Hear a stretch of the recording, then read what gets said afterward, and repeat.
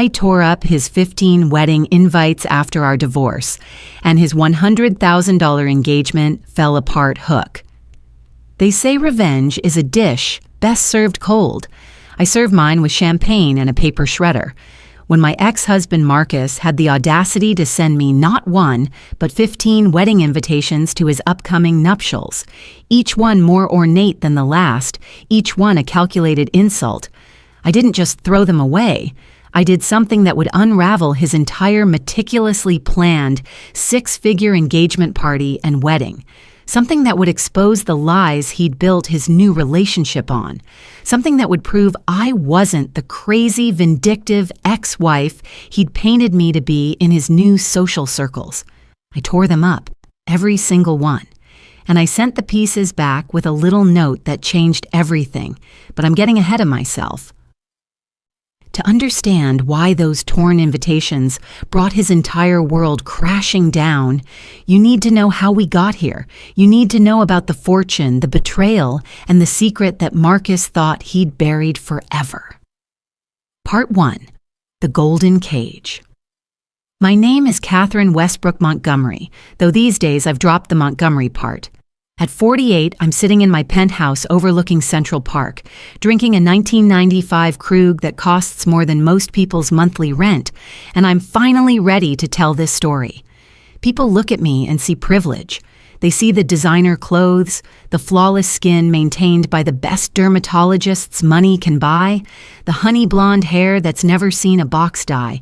They see a woman who was born into old Connecticut money and married into even older Boston money. What they don't see is the girl who built her own fortune before she ever said, "I do."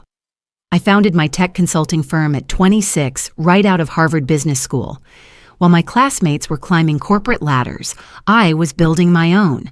By 30, I'd sold that company for $42 million. By 35, I'd started 2 more companies and served on the boards of 5 Fortune 500 corporations. My trust fund had nothing to do with my success. I'd proven myself entirely on my own merits. That's where Marcus came in. I met Marcus Montgomery at a charity gala in Greenwich Village 13 years ago. I was 35, he was 41, and he was everything my mother had always told me to look for in a man. Harvard educated from a prominent Boston banking family, impeccably dressed, and charming in that effortless way that only comes from generations of good breeding. He knew which fork to use at a 12-course meal. He could discuss wine vintages and Renaissance art with equal expertise. He played golf at Augusta and sailed at Martha's Vineyard. He was also, as I would later discover, a liar, a cheat, and a con artist who'd been systematically embezzling from his family's bank for years. But I didn't know that on our wedding day. On that perfect September afternoon at the Greenwich Estate, with 400 guests and flowers flown in from Ecuador, I thought I was marrying my partner for life. I was successful, independent, and wealthy in my own right. I didn't need Marcus's money. What I thought I needed was partnership, companionship, and maybe eventually a family. The first 5 years were good, great even. We divided our time between our brownstone in the Upper East Side and our weekend house in the Hamptons. We traveled, Tokyo, Paris, the Amalfi Coast. We hosted dinner parties where senators and CEOs mingled with artists and academics. Marcus had taken a position at his family's bank, Montgomery and Associates, while I continued building my business empire. We were the golden couple, photographed at benefits and featured in town and country. I should have noticed the signs earlier, the way Marcus always insisted on separate finances, his reluctance to have children, always citing timing and the market, the late nights at the office that grew more frequent, the business trips that lasted just a little too long. But I was busy with my own ventures, and I trusted him. That was my first mistake. The cracks started showing in year 8. I came home early from a business trip to Singapore. A deal had fallen through faster than expected, and I'd caught an earlier flight. It was a Tuesday afternoon in October, and I expected to find our brownstone empty. Instead, I found Marcus in his study, surrounded by papers, his face ashen as he frantically shredded documents. "Catherine," he'd said, looking up like a deer in headlights. "You're home early."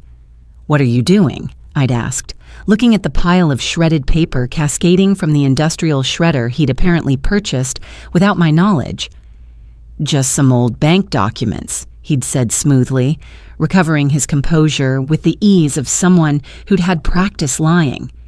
"We're digitizing everything, and I brought some files home to destroy. Client confidentiality, you know." I'd believed him. God, I'd believed him. That was 3 years ago. 3 years of mounting evidence that I kept explaining away. The mysterious phone calls he'd take in another room, the credit card charges he insisted were business expenses, the weekends when he'd claim he had to work but his office number rang unanswered. The truth came out the way these things always do, accidentally, stupidly, and far too late. Part 2, The Unraveling. It was my assistant Rachel who inadvertently blew the lid off Marcus's carefully constructed lies. She'd been with me for 6 years, a sharp Stanford graduate who'd turned down positions at Google and McKinsey to work as my right hand. She was fiercely loyal, whip-smart, and had an attention to detail that bordered on obsessive. We were preparing for a board meeting when she came into my office, her face troubled. "Catherine, I need to show you something," she'd said, closing the door behind her. She laid a folder on my desk. Inside were bank statements. Not mine, not any I recognized, but bearing Marcus's name. Accounts I'd never heard of. Transfers of staggering sums. And most damningly, a series of payments to an LLC I didn't recognize. Pemberton Holdings. "I wasn't snooping," Rachel said quickly. "You asked me to organize the files in the home office for the accountant. This was in the cabinet, filed under Personal Confidential." I stared at the numbers. Millions of dollars moving in and out of accounts over the past 5 years. My stomach turned cold. "There's more," Rachel said softly. She pulled out another document. I Googled the LLC. Catherine. It's registered to a woman named Brittany Pemberton. She's 32. She works in marketing at Montgomery & Associates, and according to this property record, she laid down a printout. Marcus bought her a condo in Brooklyn 3 years ago, a $2 million condo. The room spun. I gripped the edge of my desk. "I'm so sorry," Rachel whispered. "I thought you should know." What I did next would define the next year of my life. I didn't confront Marcus. Not yet. Instead, I did what I do best. I gathered information. I hired a forensic accountant, a private investigator, and the best divorce attorney in New York. I told no one, not even my closest friends. For 3 months, I played the dutiful wife while secretly building my case. What we uncovered was worse than a simple affair. Marcus hadn't just been cheating on me, he'd been systematically embezzling from Montgomery & Associates. His family's 200-year-old bank, the institution his great-great-grandfather had founded, was being slowly drained by its own scion. Over the past 8 years, Marcus had siphoned off nearly $12 million through fake client accounts and fraudulent loans. He'd used some of it to fund his affair with Brittany, the condo, the jewelry, the trips to Bali and Turks and Caicos. But most of it had gone to cover his gambling debts. My husband, it turned out, had a severe gambling addiction. He'd been flying to Vegas and Atlantic City, sometimes 3 times a month, losing hundreds of thousands at a time. The affair with Brittany was almost secondary. She was arm candy, a distraction, something pretty to parade around while his life fell apart. The private investigator's report included photos. Marcus and Brittany at the Bellagio in Vegas. Marcus at a high-stakes poker table in Monaco. Marcus and Brittany shopping in Soho. Him buying her a Cartier bracelet that I later learned cost $65,000. Photos of them at his family's summer house in Newport, a house where I'd spent countless weekends, not knowing that when I was away on business, he was bringing her there. I felt like a fool, a rich, successful, intelligent fool. The meeting with my attorney, Patricia Goldstein, was on a Monday morning in January. She'd laid out my options with the clinical precision that made her the most sought-after divorce attorney in Manhattan. "You have 2 paths," Patricia had said, her silver hair perfectly coiffed, her Armani suit immaculate. Path 1. You file for divorce quietly. You negotiate a settlement. You keep this out of the press and protect both your reputation and the Montgomery family name. You walk away with your dignity intact and probably a significant portion of the marital assets, given his infidelity and financial misconduct. And path 2? I'd asked, my voice steady despite the rage building inside me. Path 2, you go nuclear. You file for divorce and simultaneously report his embezzlement to the authorities. The Montgomery family will be destroyed. There will be criminal charges, possibly federal prison time. It will be in every newspaper, every gossip blog. Your marriage will be dissected by strangers. Your business might suffer from the association, but Marcus will pay, truly pay. I'd sat in that leather chair, looking out at the Manhattan skyline, thinking about all those years, the lies, the betrayal, the way he'd made me feel crazy when I'd questioned him, the way he'd stolen not just from his family, but from the future we could have had. I want path 2, I'd said, but I want to do it my way. Patricia had raised an eyebrow. What do you have in mind?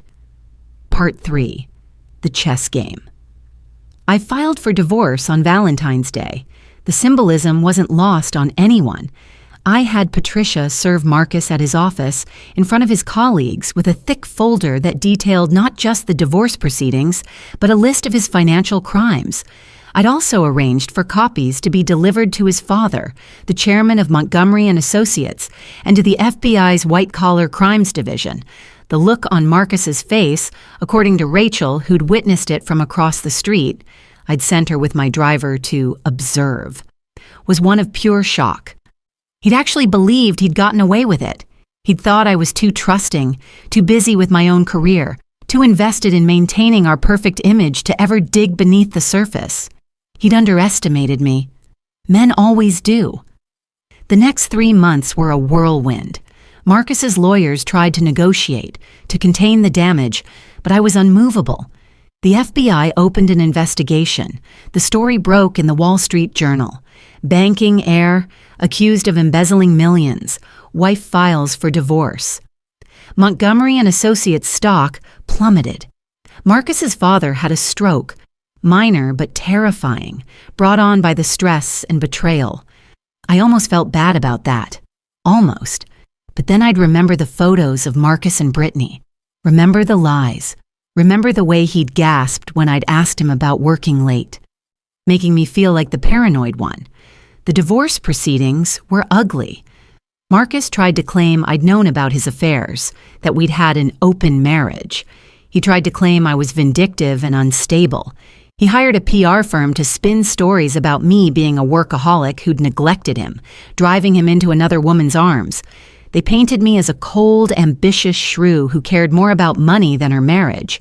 But I had evidence, emails, bank records, testimony from the private investigator, and I had something else, my reputation. 20 years of business success, charitable work, and being known in New York circles as someone of integrity. When people had to choose between believing me and believing Marcus Montgomery, the man who'd just been indicted on multiple counts of fraud and embezzlement, the choice was easy. The divorce was finalized in September, 11 months after I'd filed. I got the brownstone, my full business assets, which were always separate anyway, and a settlement of $22 million. Compensation for emotional distress, and the damage to my reputation. Marcus's family had to pay it, as his assets had been frozen pending the criminal trial. Marcus moved out of the city. The gossip was that he was living in a modest condo in Connecticut, cut off from his family's fortune, surviving on what little money he'd managed to hide before the investigators found everything. Brittany, interestingly, had left him the moment the money dried up. She'd made a statement to the press claiming she'd had no idea he was married, a lie. I had photos of her at our house, and that she was devastated to learn of his crimes. A bigger lie, she'd helped him falsify some of the documents. I thought that was the end of it. I thought I could move on, rebuild my life, maybe even date again eventually. I threw myself into work, started a new venture capital fund focused on women-led startups, and bought a villa in Tuscany where I could escape when Manhattan felt too small. For almost a year, I heard nothing from Marcus. His criminal trial was pending, repeatedly delayed by motions and legal maneuvering. I'd moved on. I'd healed, or at least I thought I had. And then, on a Thursday morning in August, 15 envelopes arrived at my penthouse. Part 4. The invitations. They came by private courier, hand-delivered at 9 a.m. My housekeeper brought them to me while I was having breakfast on the terrace, and I'd stared at them in confusion. 15 thick, cream-colored envelopes, each one embossed with gold lettering, each one addressed to me in elaborate calligraphy. I opened the first one, and I couldn't believe what I was seeing. Mr. Marcus William Montgomery and Miss Sloane Alexandra Fairchild request the honor of your presence at their marriage. Saturday, the 15th of October at 4:30 in the afternoon. The Fairchild Estate, Southampton, New York, black tie. I read it 3 times, my coffee growing cold in my hand. Marcus was getting married. Again. Less than a year after our divorce was finalized, and he'd sent me an invitation. No, not just an invitation. 15 of them. I opened the others with shaking hands. They were all identical, all perfectly printed, all addressed to me at my home. 15 copies of the same invitation to my ex-husband's wedding. There was a note included in one of the envelopes, written in Marcus's familiar scrawl on Crane stationery. Catherine, I wanted to make sure you received this. Sloane and I are very happy, and we wanted to share our joy with everyone important in our lives. I hope you can be happy for me, too. It would mean a lot if you could attend, but I understand if you can't. I'm sending multiple copies because I know how busy you are. I wouldn't want it to get lost in your mail. I hope we can put the past behind us. Warmly, Marcus. I sat there, staring at those invitations, feeling a rage so pure and hot that I thought I might actually burst into flames. The audacity, the sheer unmitigated gall of this man. He'd sent me 15 invitations. 15. It was either the act of someone completely delusional or someone intentionally cruel, trying to rub his new relationship in my face. Knowing Marcus, it was probably both. I did what any rational person would do. I Googled Sloane Alexandra Fairchild. The results were illuminating. Sloane Fairchild was 29 years old, a former Miss Connecticut runner-up, and the only daughter of Richard Fairchild, the real estate mogul worth approximately $1.3 billion. She had a degree in art history from Yale, where she'd been a mediocre student but an excellent socialite, according to the alumni gossip sites. She sat on the boards of several charities, more for the photo opportunities than any real passion for the causes. Her Instagram was a carefully curated collection of photos from yachts, galas, and exotic locations, always shot from her best angle, always with a caption about how blessed and grateful she was. In other words, she was exactly the kind of woman Marcus would target after me.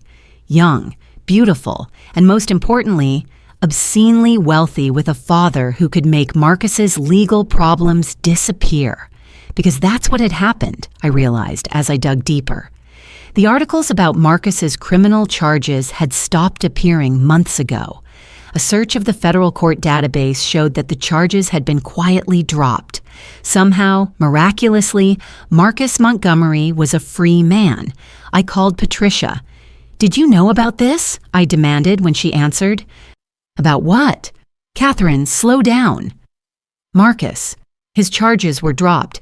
He's getting married to some real estate heiress. Did you know?" There was a long pause. "I heard rumors," Patricia admitted. "Richard Fairchild is, well, he's extremely well connected. If Marcus is marrying his daughter, it's entirely possible that Fairchild pulled some strings, made some donations, called in some favors. That's how it works at that level."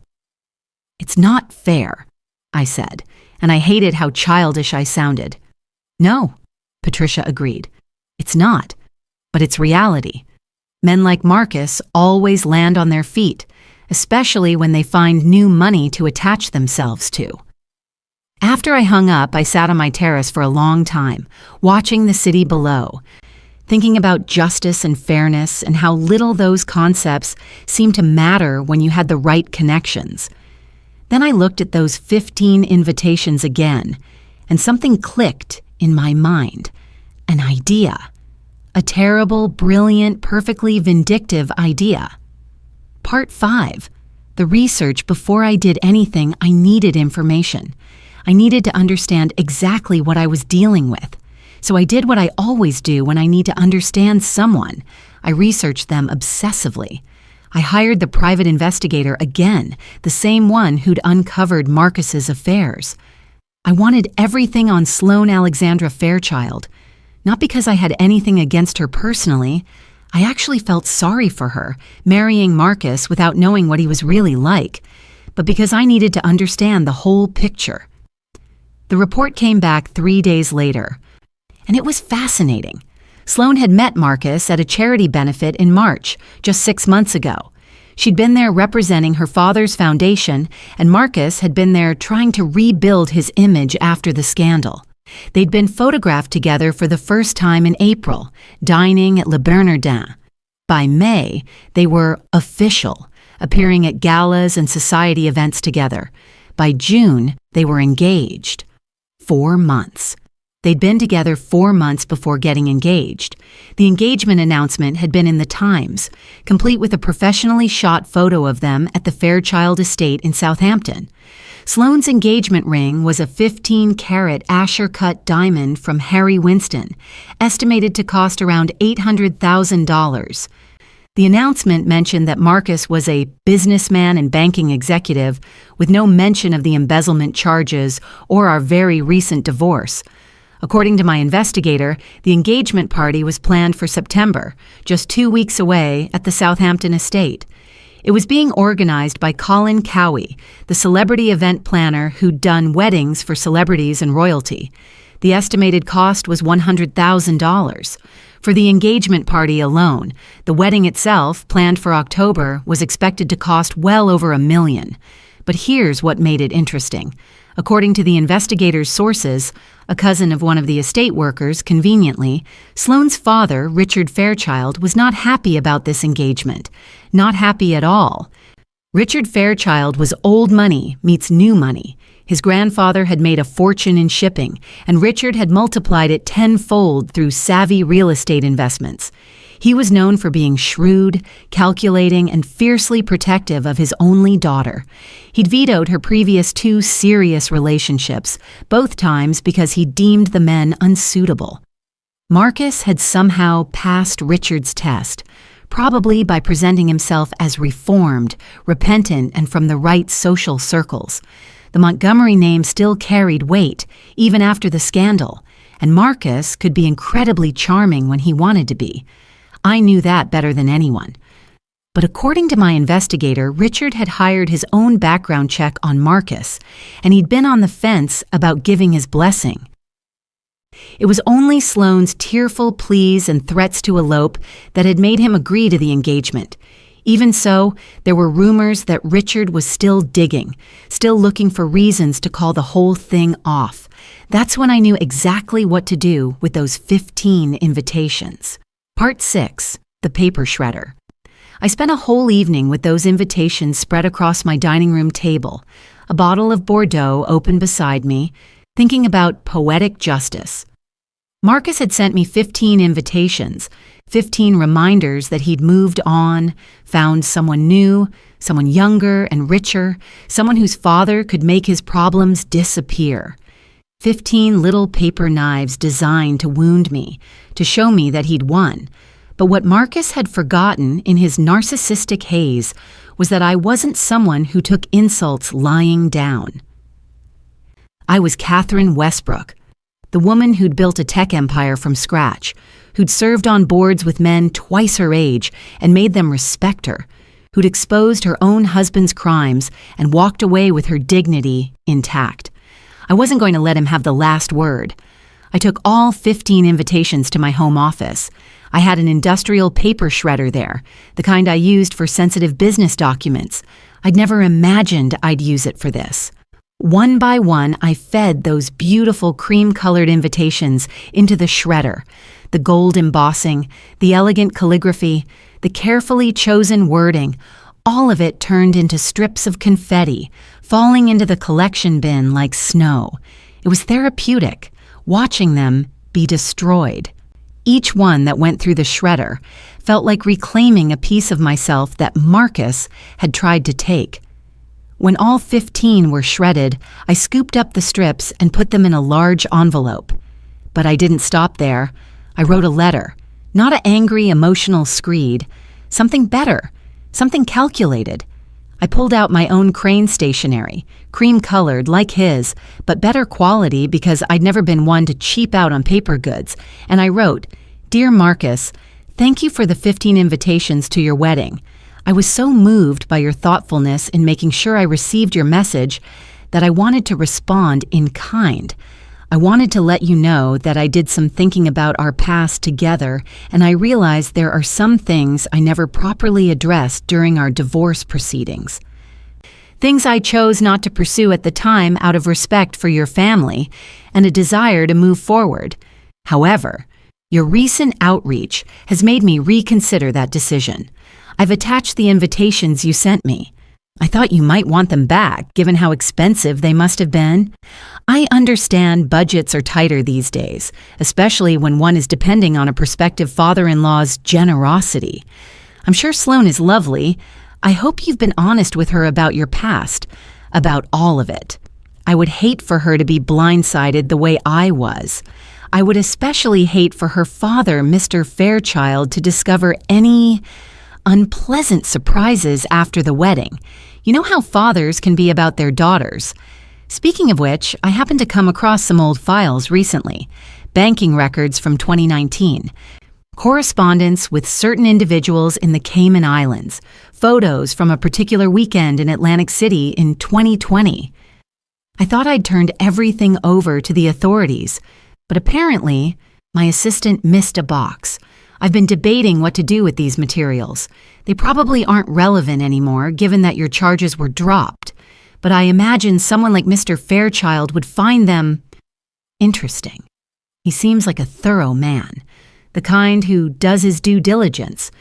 I'll be making some decisions about these documents soon, perhaps before your engagement party in September, perhaps after. I haven't decided yet. Thank you again for thinking of me during this happy time in your life. Warmest regards, Catherine." I read it over 3 times, making sure every word was perfect. It was a masterpiece of implication and threat without crossing the line into anything that could be considered blackmail or illegal. I was simply letting Marcus know that I had information, that I was considering what to do with it, and that his new father-in-law might be interested in the truth about who Marcus really was. I put the letter in the envelope with all the shredded invitation pieces and sealed it. Then I had it couriered to Marcus's address in Connecticut with a signature required. That was a Wednesday. The engagement party was scheduled for the following Saturday. Part 7, The Fallout. I didn't have to wait long to see the effects of my letter. The first sign was a phone call at 6 a.m. on Friday morning, Marcus's number. I let it go to voicemail. He called again at 6:15, then 6:30, then 6:45. By 7 a.m., he'd called 11 times. I listened to none of the voicemails. Then the text messages started. "Catherine, we need to talk. Please call me. This is insane. You can't do this. I know you're angry, but this is too far. Please, Catherine. Be reasonable. You're going to ruin everything. I'm begging you, please don't do this." The texts got increasingly desperate, increasingly angry, increasingly pathetic. I didn't respond to any of them. Then Patricia called. "Catherine, what did you do?" she asked, and I could hear the mixture of concern and amusement in her voice. "I sent back his wedding invitations," I said innocently. "All 15 of them." "Uh-huh. And what else?" I may have mentioned that I had some additional documents that didn't make it into the original investigation. Documents that his new father-in-law might find interesting. Patricia was quiet for a moment. "Do you actually have these documents?" "That's not really the point, is it?" "Catherine." Patricia's voice was stern now, Her lawyer voice. Be very careful. If you're implying blackmail, I'm not blackmailing anyone, I interrupted.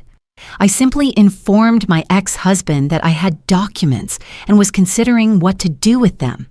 That's not illegal. I didn't demand anything. I didn't threaten anything specific. I just shared information. You're playing with fire. Marcus played with fire when he sent me 15 wedding invitations. I'm just returning the favor. The next call was more interesting. It came at noon on Friday from a number I didn't recognize.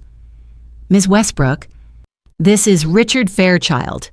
I sat up straighter in my chair. I hadn't expected this. Mr. Fairchild, what can I do for you? I think you know why I'm calling. His voice was gruff, the voice of a man used to getting what he wanted. Marcus tells me you have some documents pertaining to his past troubles. I may have mentioned something to that effect. I'd like to see them. This was the moment, the decision point. I could back down, admit I'd been bluffing, and look like a vindictive ex-wife making empty threats. Or I could double down. I doubled down. Mr. Fairchild, with all due respect, I don't know you. I don't know what your intentions are. What I do know is that your future son-in-law embezzled $12 million from his family's bank, carried on multiple affairs during our marriage, and somehow managed to have all charges against him dropped right around the time he started dating your daughter. Those charges were dropped because there wasn't sufficient evidence to prosecute, or because someone with substantial resources and connections made them go away. There was a long pause. What do you want, Ms. Westbrook? I want your daughter to know the truth about the man she's marrying. I want her to make an informed decision, because I didn't get that chance, and it cost me years of my life. Another pause. You could have sent this information to me directly. Why go through Marcus? Because I wanted him to sweat first.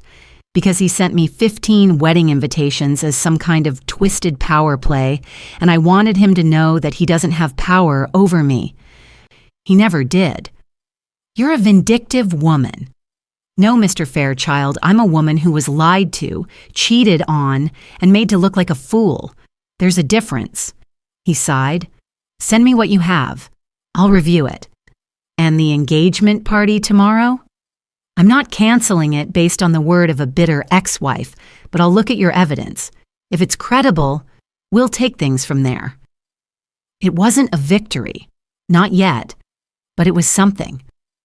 After I hung up, I sat in my office looking out at Central Park, thinking about what I'd just set in motion. Because here's the thing. I was bluffing. Mostly. I did have some documents, bank statements, some emails, a few photos that hadn't been included in the original investigation because they were redundant, but nothing earth-shattering. Nothing that would change the fundamental facts of the case. The real evidence had all been turned over to the FBI, but Richard Fairchild didn't know that. Marcus didn't know that.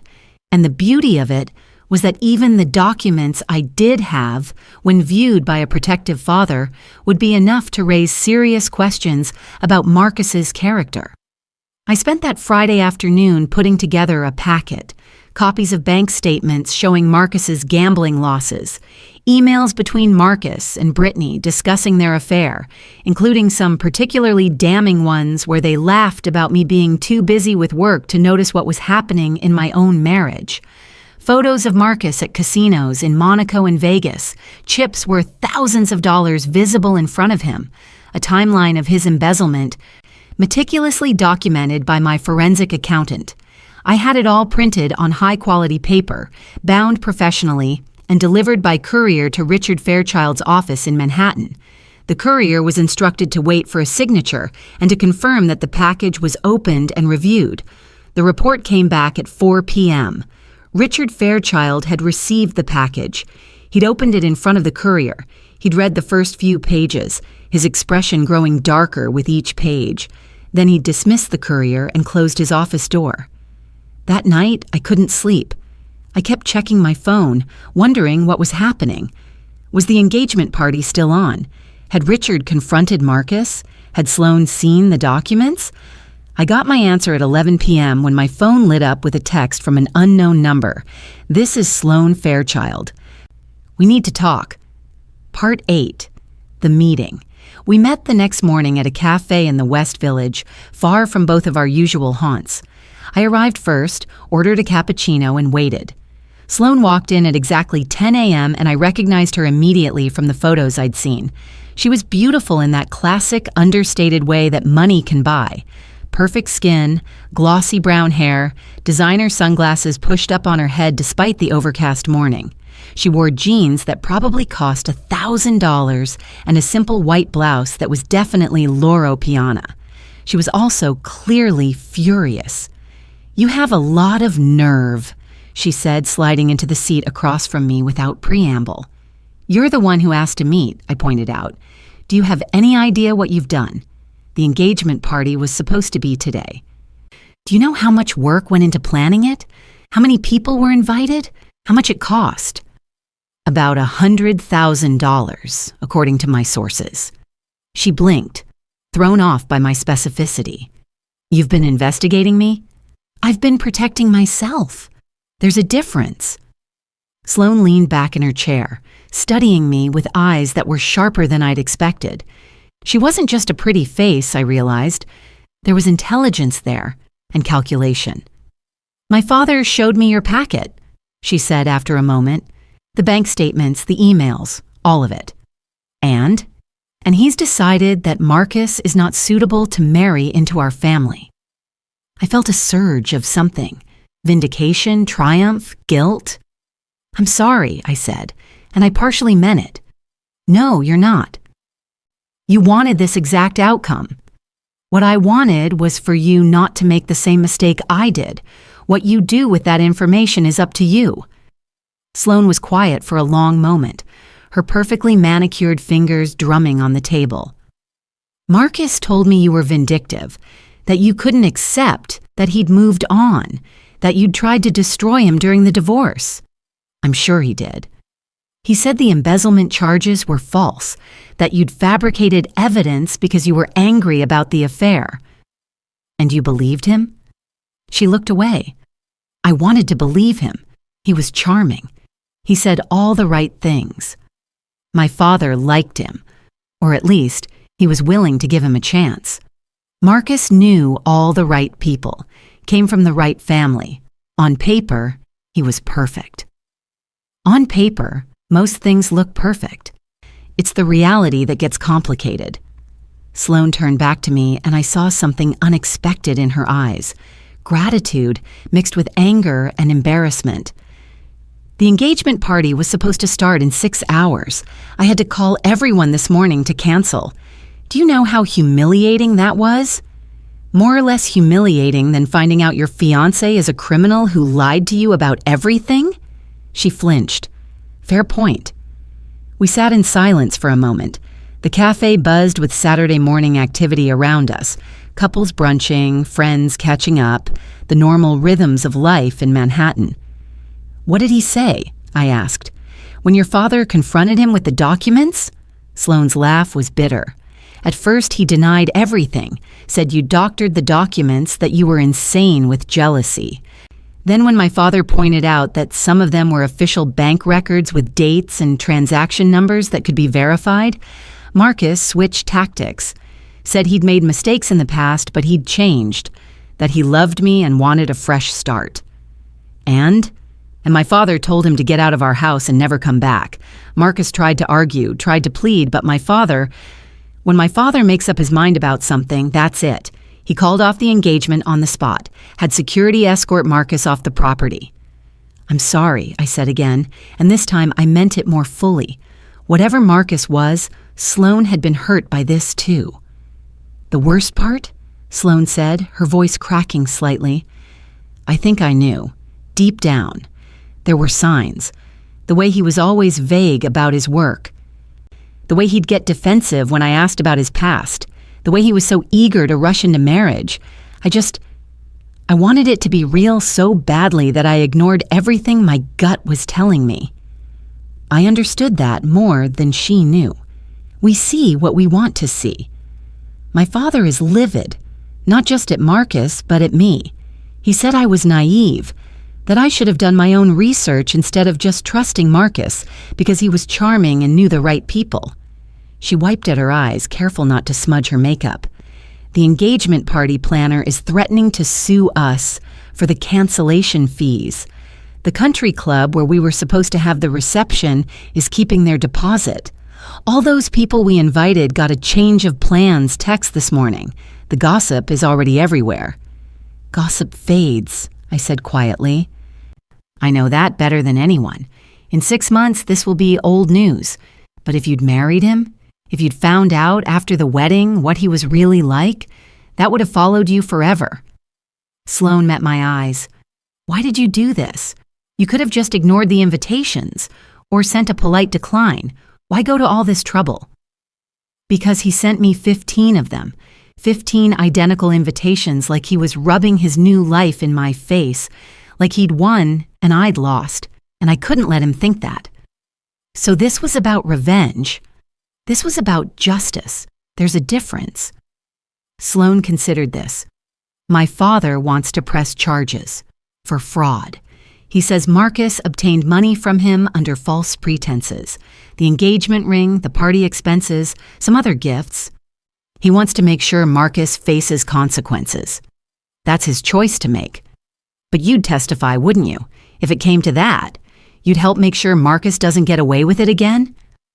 I thought about all the times Marcus had gotten away with things.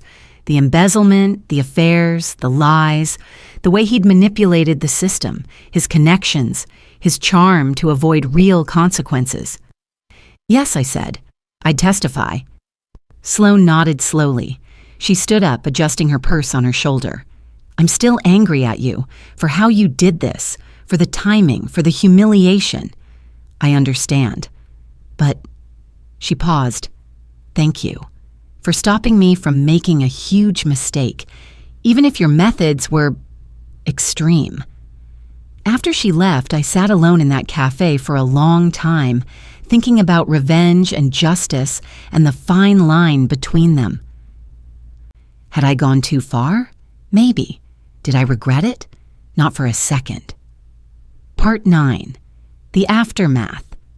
The next few weeks were a blur of exactly the kind of society gossip I'd expected.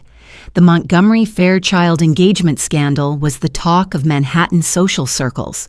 Every charity benefit, every gallery opening, every dinner party had people whispering about what had really happened. The official story, the one the Fairchild PR team put out, was that Sloane had gotten cold feet and decided she wasn't ready for marriage. A simple broken engagement, no drama. But of course, everyone knew there was more to the story. Rumors flew. Marcus had been caught cheating again. There were financial irregularities. The families had clashed over prenup terms. The truth was juicier than any of the rumors, but only a few people knew it. Marcus tried to call me 17 more times in the week after the engagement party was canceled. I blocked his number, then he tried emailing. I set up a filter to send his emails directly to trash.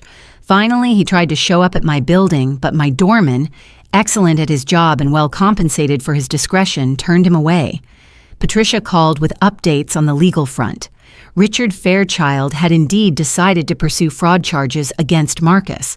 The engagement ring alone, which Marcus had claimed to purchase with his own funds but had actually charged to Richard's account, was worth $800,000.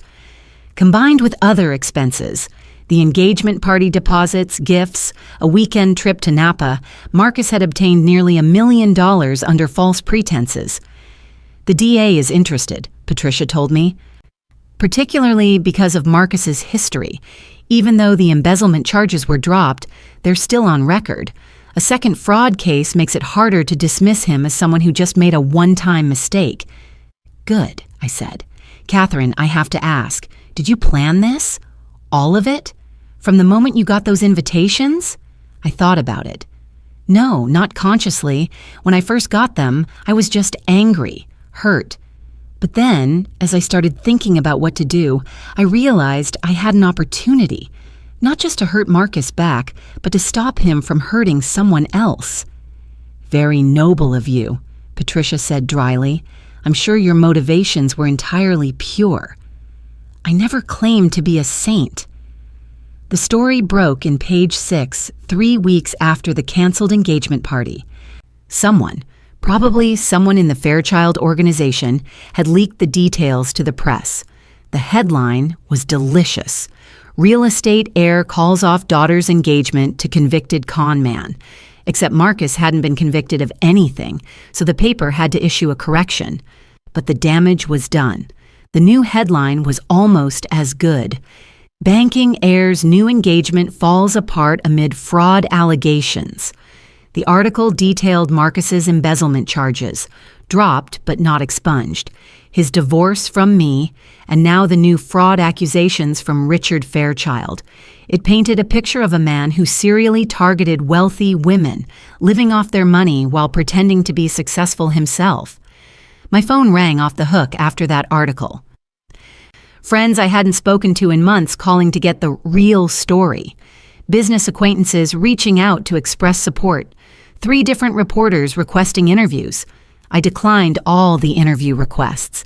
I'd said what I needed to say through my actions. I didn't need to pile on publicly. But I did accept a lunch invitation from someone unexpected. Brittany Pemberton, Marcus's former mistress. We met at a small French bistro in the West Village. Brittany had changed since the photos I'd seen of her with Marcus. Her hair was shorter, her style more professional. She worked in marketing at a different firm now, having left Montgomery & Associates when the scandal broke. "I owe you an apology," she said as soon as we sat down. I raised an eyebrow. "For sleeping with my husband?" She winced. "For that. For lying about not knowing he was married. For all of it. I was young and stupid, and Marcus was very convincing. He's good at that. I've been following the news about Sloan Fairchild, about the fraud charges." Brittany looked down at her menu, not really seeing it. "I'm glad you stopped him." "You could have stopped him too. You could have told me the truth when everything came out." "I know. I was scared. He threatened me. Said he'd ruin my career if I testified against him, and then he threw money at me, a settlement to keep quiet. I took it. I'm not proud of it." We ordered our food. The conversation was awkward, stilted. We were 2 women who'd been hurt by the same man in different ways, trying to find common ground. "Can I ask you something?" Brittany said finally. "The 15 invitations. Why did he send you 15? I'd wondered about that myself. I think it was a power move, or maybe he's just that delusional. He wanted me to know he'd moved on, found someone better, someone younger, richer. He wanted me to feel like I'd lost. But you didn't lose." "No," I agreed. "I didn't." Brittany smiled slightly. "I heard the Fairchilds are going scorched earth on him. Criminal charges, civil suit, blacklisting him in social circles. He's done in New York." "Good. You're really not worried about looking vindictive? About people thinking you orchestrated all of this out of jealousy?" I thought about that. Let them think what they want. I know the truth. I know that I gave Sloan Fairchild information that saved her from making a terrible mistake. Everything after that was her and her father's decision. Very calculated answer. I'm a calculated person. We finished lunch with something approaching friendliness, if not quite friendship. As we were leaving, Brittany touched my arm. "Thank you," she said, "for stopping him. I know I don't have the right to say that, but thank you." Part 10. The Trial. Marcus's trial began in January, 8 months after I'd sent back those shredded invitations. The charges were fraud, grand larceny, and obtaining property under false pretenses. The prosecution's case was straightforward. Marcus had represented himself as a wealthy, successful businessman to Richard Fairchild and Sloan. He'd obtained money, gifts, and property based on these false representations. When the truth came out, the engagement was immediately canceled, proving that the Fairchilds would never have entered into the arrangement had they known the truth. I was called to testify about Marcus's patterns of behavior. Patricia prepared me thoroughly, drilling me on what to say and what not to say. The key was to be factual, unemotional, credible. The day I testified, the courtroom was packed. This had become a tabloid case, a society scandal that everyone wanted to follow. I wore a navy Armani suit, pearl earrings, and minimal makeup. I wanted to look like what I was, a successful businesswoman who'd been wronged, not a vindictive ex-wife on a revenge mission. Marcus's attorney, a slick defense lawyer named Gerald Rothman who specialized in white-collar crime, tried to paint me as the villain. He asked about my divorce, about how much money I'd gotten in the settlement, about whether I harbored resentment toward Marcus. Ms. Westbrook, isn't it true that you were deeply hurt by your divorce from Mr. Montgomery? Rothman asked, pacing in front of the witness stand. It's true that I was hurt by my husband's lies and betrayals, I said calmly. That's a normal human response to discovering your spouse has been unfaithful and has committed crimes. And isn't it true that you sought revenge against Mr. Montgomery by interfering in his new relationship? I provided factual information to someone who deserved to know the truth. That's not revenge. That's transparency. You sent Mr. Montgomery a threatening letter, didn't you? Implying that you would release damaging information if he proceeded with his engagement. I informed Mr. Montgomery that I had documents that might be relevant to his new relationship. I didn't threaten him. I stated a fact. And you sent those documents to Richard Fairchild specifically to sabotage Mr. Montgomery's engagement. I sent those documents to Mr. Fairchild because his daughter was about to marry someone with a history of fraud and deception. I thought he deserved to know who his future son-in-law really was. Rothman tried to rattle me for another 20 minutes, but I'd been in boardrooms with men far more intimidating than him. I kept my answers short, factual, and calm. The prosecution's attorney, a sharp woman named Jennifer Wu, kept her questions simple when it was her turn. She asked me about Marcus's pattern of behavior during our marriage, the lies, the hidden bank accounts, the affairs, the gambling, the embezzlement. She established a clear pattern of Marcus using deception to obtain money and advantages from people who trusted him. Ms. Westbrook, based on your experience being married to Mr. Montgomery, do you believe he was truthful with the Fairchild family about his background and financial situation? No. Marcus has never been truthful about anything if lying would get him what he wanted. Richard Fairchild testified the next day. He was a formidable presence on the stand, a man used to being in control, clearly furious at having been deceived. He detailed every expense, every gift, every promise Marcus had made.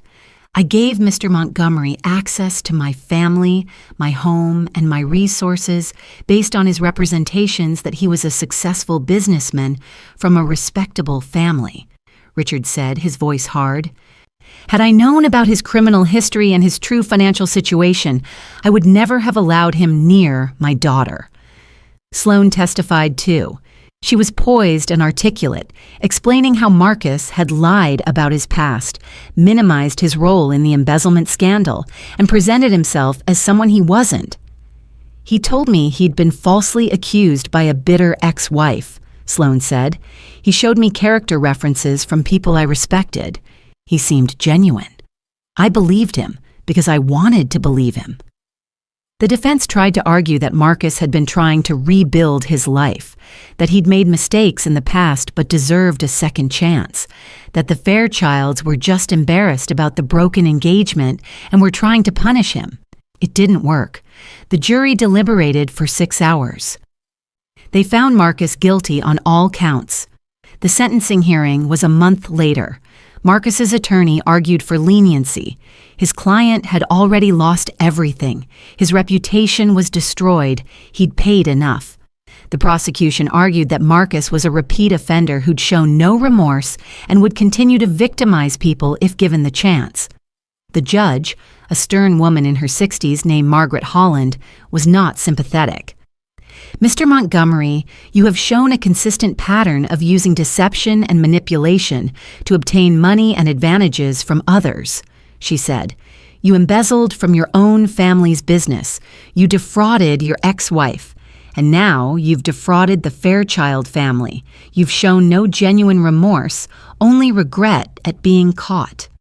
This court believes that substantial incarceration is necessary both to punish your crimes and to protect the public from your predatory behavior. She sentenced him to 8 years in federal prison and ordered him to pay restitution of $1.2 million to the Fairchild family. I was in the courtroom when the sentence was read. Marcus's face went white. He looked around the room as if searching for someone who could save him. His eyes landed on me for a moment, and I saw pure hatred there. Good, I thought. Feel what I felt. Understand what it's like to lose everything because of someone else's actions. Part 11. Moving forward. 2 years have passed since I shredded those 15 invitations. 2 years since I sent that letter to Marcus and set in motion the events that would finally bring him real consequences for his actions. Life has moved on, as it always does. I've launched 2 new business ventures, both successful. I've traveled, spent a month in Japan, 2 weeks in Croatia, a long weekend in Iceland watching the northern lights. I've dated a few people, nothing serious yet, but I'm open to it. I'm learning to trust again, slowly. The society gossips have moved on to other scandals. Marcus is serving his sentence at a minimum security federal prison in Pennsylvania. According to a mutual acquaintance, he's become the prison's financial advisor, helping inmates with their taxes and investment strategies. Even behind bars, he's found a way to be useful to people who might protect him. Some things never change. Richard Fairchild sent me a bottle of 1982 Chateau Lafite Rothschild after the sentencing, along with a note thanking me for saving my daughter from a terrible mistake. The bottle is worth about $10,000. I haven't opened it yet. I'm waiting for the right occasion. Sloan and I have become unlikely friends. We have lunch every few months, talk about business and life, and the ways we've both learned to spot red flags in people. She's dating someone new, a pediatric surgeon who seems genuinely kind and has no interest in her family's money. She's happier, more cautious, but also more confident. She tells me that the whole experience with Marcus, as painful as it was, taught her to trust her instincts. I knew something was off, she told me at our last lunch. I just didn't want to admit it. Now I know that if something feels wrong, it probably is. Patricia still represents me on various legal matters. She brings up the Marcus case sometimes, usually when she's had a glass of wine. You know, what you did was risky, she told me once. If you hadn't actually had those documents, if it had all been a bluff, Marcus could have sued you for defamation or emotional distress. But I did have documents, I pointed out. Barely. Most of what you sent Fairchild was stuff that was already in the public record from the divorce. You dressed it up nicely, but there wasn't really anything new there. Richard Fairchild didn't know that. Neither did Marcus. That was the point. You gambled. I've always been good at reading people. I knew Marcus would panic. I knew he'd overreact and make Fairchild suspicious. I knew that once Richard started looking closely, he'd see through Marcus's facade. Still risky. The best moves always are. I think about those 15 invitations sometimes, about what Marcus thought he was accomplishing by sending them. Was he really trying to hurt me? Or was he trying to convince himself that he'd won, that he'd moved on to something better? I've come to believe it was both. Marcus needed to feel superior.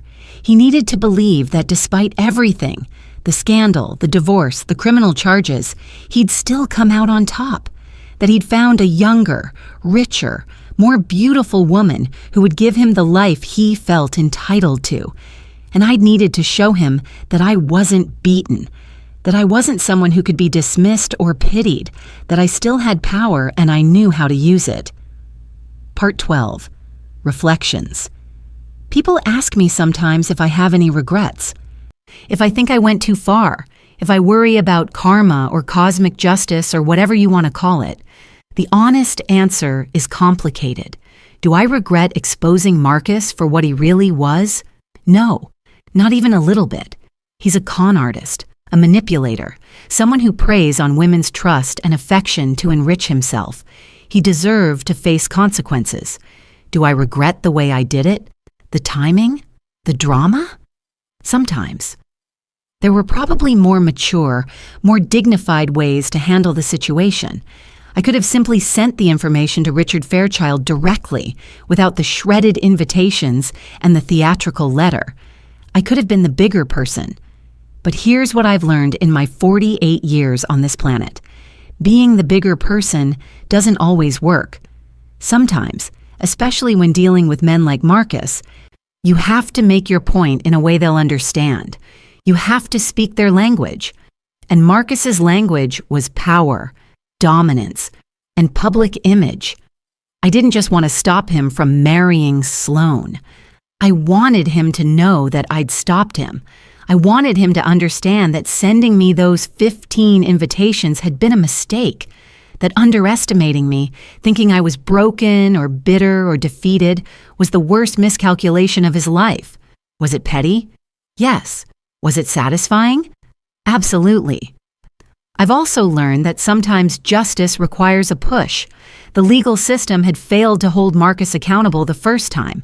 His family's connections, Richard Fairchild's money, and a good lawyer had gotten his embezzlement charges dropped. He'd walked away from his crimes and was about to walk into a new life built on more lies. If I hadn't intervened, Marcus would have married Sloane. He probably would have embezzled from the Fairchild family fortune eventually. He might have had affairs. He would have continued his pattern of behavior, leaving a trail of damaged people in his wake. By stopping that wedding, I didn't just save Sloane. I stopped Marcus from victimizing anyone else. That's not revenge. That's prevention. My therapist, yes, I have a therapist now, something I started after the divorce, has a different take on it. You felt powerless when Marcus cheated on you and stole from his family, Dr. Chen told me in one of our sessions. You felt like you'd been made a fool. When he sent those invitations, all those feelings came rushing back. You needed to reclaim your power, to prove to yourself and to him that you weren't a victim. Is that wrong? I'd asked. It's not about wrong or right. It's about understanding your motivations. You could have let it go. You could have ignored the invitations and moved on with your life. But you chose to engage. You chose to take action. The question is why? Because he deserved it. And because you needed it, Dr. Chen had said gently. You needed to feel like you'd won, like you'd gotten the last word. She wasn't entirely wrong. There was satisfaction in seeing Marcus's face when he was sentenced. There was vindication in knowing that I'd been the catalyst for his downfall. There was pleasure in the knowledge that he'd spend the next several years in prison thinking about how he'd underestimated me. But it was more than personal satisfaction. It was about accountability, about making sure that people face consequences for their actions, about protecting others from predators who wrap themselves in charm and respectability. Part 13. The Letter. Last month, I received a letter from Marcus. It came from the federal prison, written on standard issue paper in his familiar handwriting. I almost threw it away without reading it, but curiosity got the better of me. Dear Catherine, I'm writing to you from FCI Schuylkill, where I've had a lot of time to think about my life, my choices, and the harm I've caused. I know you probably don't want to hear from me. I know I have no right to ask anything of you, but I feel like I need to say some things, and I hope you'll read this. I was wrong about everything, about the way I treated you during our marriage, about the lies I told, about the money I stole, about Brittany and the others, about the way I tried to humiliate you with those wedding invitations. I've been seeing a therapist here. We have programs for inmates, and I'm in one focused on gambling addiction and financial crimes. Through this work, I've started to understand the patterns of behavior that led me here. The entitlement, the belief that rules didn't apply to me because of who my family was, the gambling that I couldn't control but thought I could, the way I blamed everyone else, you, my family, my circumstances, instead of taking responsibility. I know now that I'm an addict, not just to gambling, but to the thrill of getting away with things, to the high of manipulating people, to the feeling of power I got from deceiving smart, successful people like you and like Richard Fairchild. It's a sickness, and I'm finally getting help for it. I'm not writing to ask for forgiveness. I don't deserve it. I'm not writing to excuse my behavior. There are no excuses. I'm writing because I want you to know that I understand now what I put you through. The betrayal, the humiliation, the years of your life I wasted with my lies. You were a good wife to me. You were loyal and supportive and brilliant. You deserved so much better than what I gave you. And I'm sorry. I'm deeply, truly sorry. I've also been thinking about those invitations. You were right. It was cruel to send 15 of them. It was a power play, a way of trying to hurt you because I was angry that you'd exposed me. I wanted you to know that I'd moved on, that I'd found someone better, I thought, that I'd won somehow. It was childish and mean, and I regret it. I know that what you did, sending the documents to Richard Fairchild, led to my being here. I know you were the reason my engagement fell apart and why I'm now serving 8 years. And you know what? You were right to do it. Sloan deserved to know who she was marrying. Richard deserved to know the truth about me. I would have hurt them the same way I hurt you, and you stopped that from happening. I'm not saying I'm grateful to be in prison. I'm not that evolved yet, but I understand why I'm here, and I understand that it's where I deserve to be. I hope you're happy, Catherine. I hope you found peace. I hope you've been able to move on from the damage I caused. You deserve all the good things in life, and I'm sorry I couldn't be the partner you needed. With genuine remorse, Marcus. I read that letter 3 times, sitting at my desk, looking out at the city. I tried to parse whether it was genuine or just another manipulation, another con. Marcus was good at sounding sincere. Was this real growth? Or was it just him trying to manipulate me again, maybe hoping I'd advocate for early parole or write a letter supporting him? I honestly don't know. And the truth is, it doesn't matter. Whether Marcus has genuinely changed or not doesn't affect my life anymore. He's in prison. He can't hurt me or anyone else for the next several years. If he's really doing the work to understand his behavior and make changes, that's good for him and for society. If he's just going through the motions, that's between him and his conscience. I didn't write back. There was nothing I needed to say to him. The story was over. I'd said everything I needed to say with those shredded invitations and that letter that changed everything. But I kept his letter. I put it in a file folder in my desk, along with one of the original invitations. I'd kept a single one, unshredded, as a reminder. Sometimes I look at them both, the elaborate invitation and Marcus's handwritten apology, and I think about how much can change in a few years.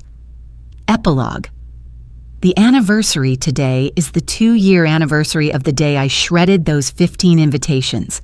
I'm celebrating in my own way, a quiet dinner at home, prepared by my private chef, with a bottle of very good wine and a view of Central Park at sunset. I've invited a few people over. Sloan, who's become a real friend, Rachel, my assistant, who's now a partner in my venture capital firm, Patricia, my attorney, who's brought her wife, Dr. Chen, my therapist, who I've learned also appreciates good wine and good company. We're not celebrating Marcus going to prison exactly. We're celebrating survival, resilience, the way we all found ways to turn painful experiences into something useful. Sloan has launched a nonprofit that helps young women identify and leave manipulative relationships. She's using her experience with Marcus to help others. She tells me that every time she gives a talk about red flags and warning signs, she thinks about those invitations and how they led to her avoiding a terrible mistake. Rachel has become an advocate for women in tech, running workshops on financial literacy and protecting yourself from financial abuse. She says that watching how I handled Marcus taught her that you don't have to be a victim, that you can take control of your own narrative. Patricia has taken on several pro bono cases involving financial fraud against women, using the precedent from Marcus's case to help secure convictions. She tells me that judges now take these cases more seriously, partly because of the publicity around Marcus's trial. Even Dr. Chen admits that my case has influenced how she works with her clients around issues of power and agency. She's written a paper about the psychology of revenge versus justice that references my situation, anonymized, of course. As for me, I've learned that I'm stronger than I thought, that I don't need a man to define my worth or my success, that I can trust my instincts, that I have the power to protect not just myself, but others from people who would exploit them. I've also learned that revenge, when it serves justice, can be its own kind of healing. As we sit down to dinner, Sloane raises her glass. "I'd like to make a toast," she says, "to Catherine, who taught me that you don't have to be nice to people who've wronged you. You just have to be smart." "To being smart," Rachel adds, "and to second chances for the people who deserve them." "To justice," Patricia says. "To growth," Dr. Chen concludes, "even when it comes through painful experiences." I raise my glass too. "To tearing up your ex's wedding invitations," I say, "and to whatever comes next." We drink, we laugh, we talk about everything and nothing. Outside, the sun sets over Manhattan, painting the sky in shades of gold and pink. Somewhere in Pennsylvania, Marcus is probably in the prison yard or the cafeteria, living the consequences of his choices. And here I am, surrounded by people who matter, living a life I've built entirely on my own terms. Did I go too far when I sent those shredded invitations back to Marcus? Maybe, probably. But I'd do it again in a heartbeat, because some messages need to be sent clearly. Some people need to understand that they don't get to have the last word just because they want it. Some stories need the ending they deserve, not the ending that's most convenient or most comfortable. This was my ending. This was my justice. This was my revenge, served cold with a side of champagne and a paper shredder. And you know what? It tasted perfect. The sun has set completely now, and Manhattan is lighting up like a jewel box below us. We've moved from dinner to dessert, from wine to cognac. The conversation has shifted from the past to the future. Sloane's new boyfriend, Rachel's upcoming promotion, Patricia's vacation plans. I look around at these women, brought together by Marcus's cruelty and my response to it, now bonded by something deeper. We've all survived him in different ways. We've all taken our pain and transformed it into purpose. Tomorrow I have a board meeting. Next week I'm flying to London for a business deal. Next month I'm considering buying a small villa in Provence. Life continues, full and rich and entirely mine. The 15 invitations are long gone, shredded and scattered. But their impact remains in the prison sentence that keeps Marcus off the streets, in the marriage that never happened, in the lives that were changed. That's the thing about revenge, when it's done right. It's not just about making someone pay, it's about making sure they can't hurt anyone else. And Marcus won't, not for a long time. That's a gift I gave not just to myself, but to every woman who might have crossed his path in the future. So yes, I tore up his 15 wedding invites, and his $100,000 engagement party fell apart. And I'd do it again 1,000 times over, because some people need to learn that there are consequences for their actions, and sometimes you're exactly the right person to teach them that lesson. The end.